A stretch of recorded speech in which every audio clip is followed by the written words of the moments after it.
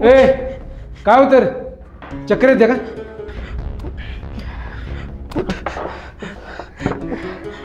नाही सर, कसं तरीच होत आहे. तुला बरं माझ्याच तासाला कसं तरी होतं या.